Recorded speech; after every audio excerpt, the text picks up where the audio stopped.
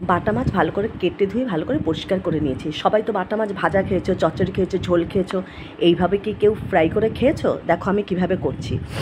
ভালো করে বাটা মাছের মধ্যে আমি প্রথমে এই যে গন্ধরাজ লেবু এক টুকরো নিয়ে নিচ্ছি, এক টুকরো এই যে লেবুর রস দিয়ে দেবো।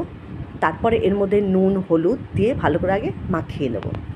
দেখো পুরো মানে এক টুকরো লেবু রস পুরো দিয়ে দিয়েছি। এবার নুন আর হলুদ দিয়ে এটাকে মেখে আমি কিছুক্ষণ রেখে দেবো। কেননা এই মাছগুলো মানে ছোট আর কেউ ঘরে খেতে চায় না, কাটাও থাকে। তো এইভাবে যদি ভাজা করি তাহলে ওরা ঘরের সবাই খায় আর খুব সুন্দর টেস্ট হয়। এর জন্য একটা মশলা করে নিচ্ছি আমি। ধনেপাতা, দুটো কাঁচা লঙ্কা, আদা আর কিছুটা রসুন। এই যে রসুন নিয়ে নিলাম, আদা রসুন ধনেপাতা আর কাঁচা লঙ্কার একটা পেস্ট বানিয়ে নেব। অল্প একটু জল দিয়ে দিলাম। এবার পেস্ট বানিয়ে ভালো করে মাছগুলোর মধ্যে দিয়ে দেবো। এই পেস্ট দিয়ে মাছটাকে পুরো মেখে আমি আধ ঘন্টা 1 ঘন্টার মতো রেখে দেবো। খাবার সময় একদম গরম গরম ভাজবো। তো ভালো করে দেখো মাছটাকে মাখিয়ে নিচ্ছি। আর এইভাবে মাখিয়ে রাখলে মাছটা দিয়ে দারুণ সুন্দর গন্ধ আসে। এবার মাছটাকে ফ্রাই করার জন্য একটা ব্যাটার গুলে রাখবো। এবার মাছটাকে আমি কিছুক্ষণ রেখে দেবো। একটা ব্যাটার গুলবো।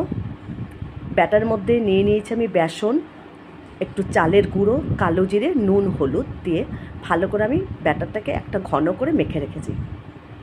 এবার যখন দুপুরবেলা খাবো, আর এটা ভাতের সঙ্গে তোমরা খেতে পারো, চাটনি দিয়ে সস দিয়ে শুধু খেতে পারবে, ডাল ভাতের সঙ্গে খেতে পারবে, দারুণ লাগে। কারা কারা এই মাছ এইভাবে ভেজে খাওনি অবশ্যই খেয়ে দেখো। ফিশ ফ্রাই এইভাবে করে খেয়ে দেখবে, দারুণ লাগে।